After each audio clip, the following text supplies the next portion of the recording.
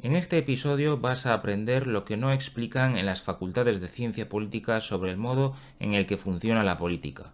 Abordaremos diferentes modelos de entender su funcionamiento que te permitirán aplicarlos en función del contexto en el que cada una de estas conceptualizaciones resulta más útil. Tal y como vimos en el último episodio, un enfoque analítico de cómo funciona la política implica descomponerla en sus partes constitutivas. Así nos encontramos con que la política es una estructura, un proceso y un resultado. Esta aproximación nos brinda una idea de la forma en la que la política funciona, pero tiene sus limitaciones debido a que significa abordar cada uno de estos elementos de manera aislada. Por esta razón es necesario disponer de una imagen global de la política, de ahí que recurramos a modelos que conceptualizan la política a través de analogías. Concretamente existen 5 modelos diferentes que vamos a exponer detalladamente. Estos son la política como organismo, como máquina, como mercado, como juego y como obra de teatro. La política considerada como un organismo vivo constituye una conceptualización que es tomada de la biología y de las ciencias naturales. Así, las estructuras políticas vienen a ser como organismos que, a su vez, desarrollan órganos para satisfacer funciones específicas debido al proceso de adaptación al medio externo, para así sobrevivir. De esta manera, el organismo extrae recursos de su entorno y de igual modo aporta algo valioso a dicho entorno para justificar su existencia. Esta conceptualización sirve para explicar la evolución de las estructuras políticas del mismo modo a cómo evolucionan las especies, es decir, como un proceso de nacimiento, desarrollo y desaparición. La ciencia política no ha sido en modo alguno ajena a este punto de vista si nos remitimos, por ejemplo, a lo dicho por el politólogo sueco Rudolf Schelen, quien consideraba al Estado semejante a un organismo vivo. Sin duda constituye una naturalización de esta institución al presentarla en unos términos biológicos, pero resulta útil a la hora de entender el funcionamiento de estructuras políticas en su desarrollo interno y en sus interacciones con el entorno, tal y como sucede con el Estado en la esfera internacional. De este modo, el escenario de la política mundial viene a ser semejante a un espacio natural, como la selva, en la que impera una permanente hostilidad entre especies que compiten las unas con las otras. En este caso, diferentes estados que luchan por sobrevivir. La política considerada como una máquina está compuesta de una serie de engranajes, palancas, resortes, etc., que funcionan de forma conjunta. Por tanto, la activación de alguno de estos resortes o palancas desata una serie de efectos que están predeterminados. Así, la política es semejante a una maquinaria que responde a unas relaciones causales, deterministas y unidireccionales, en las que una acción conlleva siempre, de un modo u otro, los mismos efectos al operar a través de unos mecanismos interconectados que siguen esta misma lógica. Nos encontramos ante una imagen de la política que es muy próxima a la filosofía racionalista de autores como Thomas Hobbes o Isaac Newton, quienes consideraron que el mundo funciona en unos términos mecánicos, como un gran engranaje. Sin duda se trata de una conceptualización de la política que es bastante sugerente y que la presenta esencialmente como una técnica que se ciñe a una serie de leyes objetivas que gobiernan los asuntos políticos. Esta perspectiva es próxima a lo dicho por Maquiavelo, quien precisamente consideraba que la política constituye una técnica que invariablemente responde a unas leyes universales que determinan el funcionamiento de las relaciones de poder. Si el gobernante las conoce y obra de acuerdo con ellas, podrá conservar el poder, mientras que si las ignora, lo que conseguirá es preparar su desgracia política. Todo esto entra en la óptica pragmática de este autor, debido a que la política constituye una esfera de acción independiente de las demás, que se explica en sus propios términos, de manera que sigue unas reglas definidas. Si estas reglas se conocen, pueden ser utilizadas para conseguir los fines que se deseen, pues simplemente bastará con adoptar los medios adecuados. La política como un mercado es una imagen en la que éste es semejante a un espacio en el que se producen diferentes intercambios. Si el mercado está basado en un conjunto de normas y costumbres que, de una forma más o menos informal, hacen que funcione, en la política ocurre algo semejante. En este contexto, el comportamiento de los diferentes actores es de carácter racional, debido a que cada actor persigue su propio interés, y al hacerlo se produce el intercambio de bienes y servicios. Entonces, la actividad política se desarrolla de un modo racional en el que cada actor busca maximizar sus propios intereses. Por tanto, el origen y evolución de las estructuras políticas responde a un ajuste permanente de los intereses de los distintos actores. El contexto que brindan los regímenes constitucionales, donde periódicamente tienen lugar procesos electorales, constituye un buen ejemplo en el que este modelo funciona muy bien. En este tipo de sistemas nos encontramos con que existe un gran mercado compuesto por los electores y en el que compiten diferentes actores para conseguir el mayor número de apoyos posibles con el objetivo de conseguir sus intereses. Así es como cobran especial protagonismo todas las herramientas del marketing político y sobre todo de la comunicación política para lograr vender al público un determinado proyecto.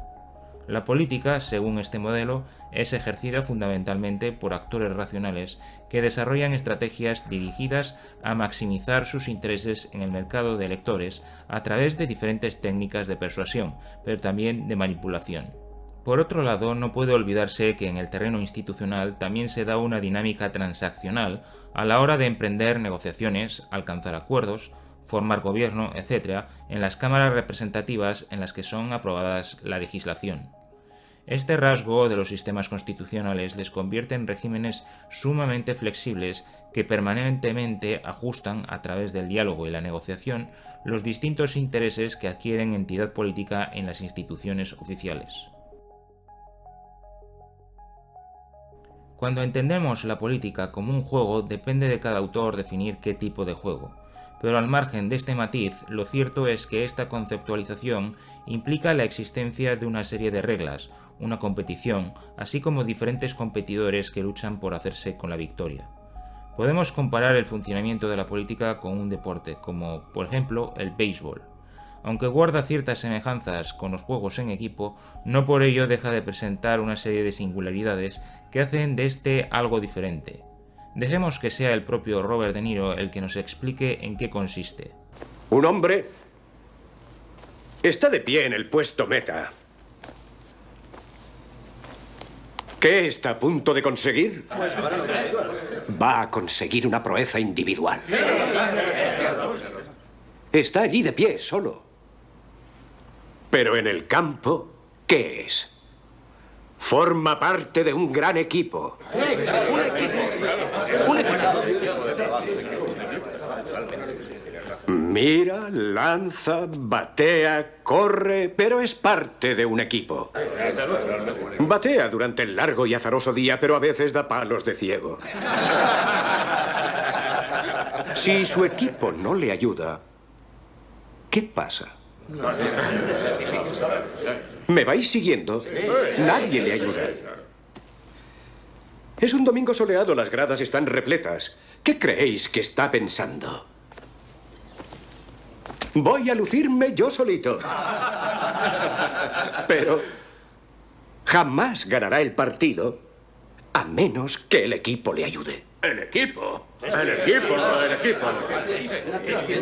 La política se entiende no solo a través de la acción de los líderes que se disputan el poder, sino que estos cuentan con el respaldo de un equipo que les apoya y que hacen lo posible para triunfar en la lucha política. Así pues, la política es en el fondo un juego en equipo en el que participan muchas personas al margen de que existan liderazgos. Por tanto, la política es un asunto de individualidades que sobresalen gracias a la acción en equipo que hace que esas figuras desempeñen una función de liderazgo. En este sentido, es interesante destacar la perspectiva de Barack Obama, que no dudó en comparar la política con el fútbol americano. What sport is politics? Is it chess? Is it liar's poker? That's interesting. That was a good question. It's probably most like football. Football. Yeah, because a lot of players, a lot of specialization, a lot of Right. hitting, A lot of attrition. a lot of attrition. But then every once in a while, you'll see an opening. Right. So you're going to be, you hit the line, you get 1 yard. You Right. try a play, you get sacked. Now it's like 3rd and 15. But every once in a while, you have to punt a lot. But every once in a while, you'll see a hole, and then there's open field. Este punto de vista enfatiza la dimensión más organizativa de la política, pero sobre todo el carácter rudo de lo que representa la confrontación política. Una lucha en la que el equipo coopera para aplacar a los rivales y dejar el camino expedito para conseguir la victoria. Otros, en cambio, como es el caso del asesor político Iván Redondo, ven la política como el ajedrez. Sin duda se trata de una visión desencantada de la política en la que ésta es considerada semejante a un juego, donde hay ganadores y perdedores, pero en la que la estrategia cobra un papel fundamental para entender su funcionamiento. Esto nos recuerda mucho a lo comentado por Michel Foucault, quien conceptualizó la política como una estrategia. Si el general prusiano Karl von Clausewitz dijo que la guerra es la continuación de la política por otros medios, Foucault invirtió esta máxima y afirmó que la política es la conducción de la guerra por otros medios. De esto se desprende su particular manera de entender el funcionamiento de la política como una estrategia en el marco de un juego inestable y conflictivo de relaciones de fuerza siempre desiguales. Indudablemente todo esto estaba unido a su particular manera de entender el poder como algo que no se posee ni que tampoco se acumula, sino que, por el contrario, brota de las relaciones sociales. De esta forma, el poder consiste en una multiplicidad heterogénea y desigual de relaciones de fuerza en el campo social. A partir de estas relaciones se producen transformaciones que se suceden a través de luchas y conflictos. Por tanto, la política consiste en un conjunto de situaciones estratégicas cambiantes en función de la desigual correlación de fuerzas entre actores. En la medida en que el poder está en todas partes, la política se desenvuelve conforme a la posición que cada actor ocupe en el tablero político, al igual que sucede en el ajedrez, donde la importancia de las figuras no depende tanto de si se trata de un caballo, una torre o un peón, como de la posición que ocupan en el contexto general de la partida.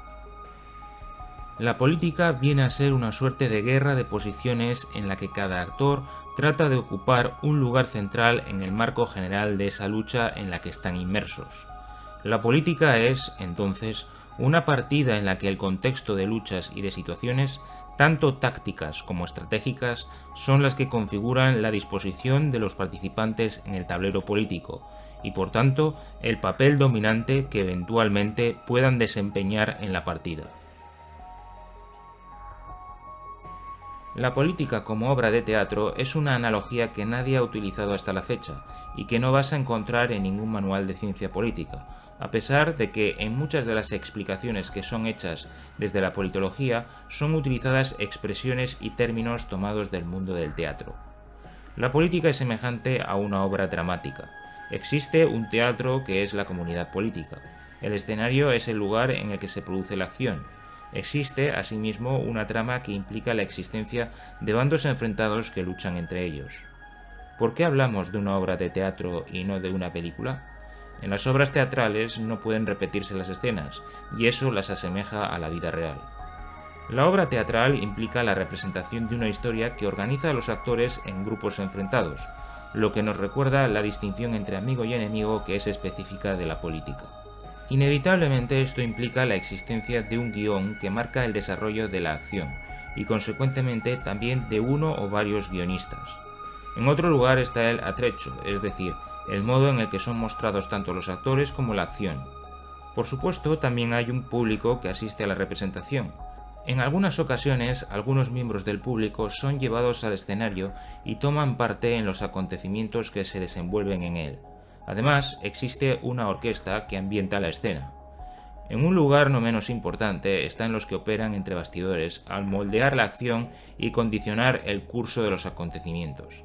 Estos son, además de los guionistas, el director que coordina el conjunto de la obra, el productor que se encarga de suministrar los medios precisos para representar la obra, etc. De hecho, las cosas verdaderamente importantes en política ocurren tras el escenario, fuera de la vista del público, y la protagonizan quienes organizan los acontecimientos y asignan los correspondientes papeles a los actores que participan en la representación. No hay que olvidar que la política es un mundo de apariencias y fingimientos en el que nada es lo que parece a simple vista, pues, como decimos, las cosas importantes no suceden en el escenario. En lo que a esto último se refiere, cabe decir que cada actor trata de ser lo más realista en el desempeño de su papel. Esto conecta con una idea a la que yo llamo inocencia. Me refiero a la actitud de un espectador cuando ve una obra de teatro, de manera que este acontecimiento le conduce a un estado de inocencia e ingenuidad semejante al de su infancia, cuando todo era nuevo y desconocido. Este mecanismo psicológico se activa cuando el espectador presencia una obra teatral o cinematográfica por vez primera, de forma que experimenta esa sensación que le hace creer lo que está viendo. Naturalmente, la política es algo real, y lo que ocurre en este ámbito es serio. Sin embargo, cada actor desempeña un papel concreto en el escenario político. Tiene que ser convincente a la hora de conseguir el apoyo del público. Este es el modo habitual de proceder incluso cuando oculta sus verdaderas intenciones. Esto conecta con la existencia de las máscaras sociales que muchos actores políticos utilizan cuando están en el escenario, y que son tan frecuentes entre los miembros de la clase política. Se trata de una forma de adaptarse a la situación y hacer lo que se espera de uno, al mismo tiempo que oculta su verdadera faz. Esto nos recuerda al teatro No de Japón. Aunque desaparecieron todas las formas de expresión artística, el teatro No fue el único tipo de arte que fue respetado por los guerreros del Japón feudal. Esto fue debido a que, a diferencia de otras formas de arte que no eran más que simulaciones, cuya única naturaleza era la de repetir un conjunto de acciones, en el teatro No cada representación era única. Lo respetaban porque la energía mental que se pone en escena es extremadamente real. Sucede lo mismo en política cuando vemos cómo los diferentes actores interpretan sus respectivos papeles. No importa que verdaderamente crean en aquello que hacen, simplemente cumplen con su papel en la obra de la que forman parte. En la medida en que toda obra dramática se desenvuelve a partir de una serie de conflictos, la política puede ser conceptualizada de esta misma manera debido a que su fundamento último radica en la distinción entre amigo y enemigo. Esto es lo que hace que podamos entender el funcionamiento de la política del mismo modo que una obra teatral, pues esta imagen de la política constituye una aproximación que conecta con la ambigüedad del ser humano, ya que en última instancia no somos ni máquinas, ni células, ni simples autómatas racionales.